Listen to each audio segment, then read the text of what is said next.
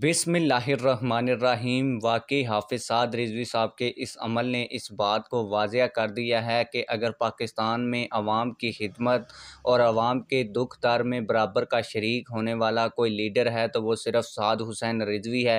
آپ لوگوں کو بتاتا چلوں کہ ایک طرف جلسے کرنے کی بات کی جا رہی ہے اور دوسری طرف سے شہباز گل اور عمران خان صاحب کے خلاف کبھی پرچے کاٹنے کی بات کی جاتی ہے اور کبھی پی ٹی آئی کی جانب سے پنجاب حکومت اور کے پی کے حکومت کی جانب سے وفاقی حکومت کے اوپر پرچے کاٹنے کی بات کی جا رہی ہے، اور کوئی یہ کہہ رہا ہے کہ میں لانگ مارچ لے کر آؤں گا اور آپ کا تختہ الٹ دوں گا۔ اسی سمے میں سعد حسین رضوی صاحب نے یہ ثابت کیا ہے کہ واقعی وہ امت مسلمہ کے لیڈر ہیں اور لوگوں کا دکھ درد رکھتے ہیں۔ آپ لوگوں کو بتاتا چلوں کہ سیلاب متاثرین کے لیے نہ صرف حافظ سعد رضوی صاحب نے لاکھوں نہیں بلکہ اربوں روپے کا سامان بھیجا، جس کے ویڈیو مناظر بھی آپ لوگ ویڈیو میں دیکھ سکتے ہیں۔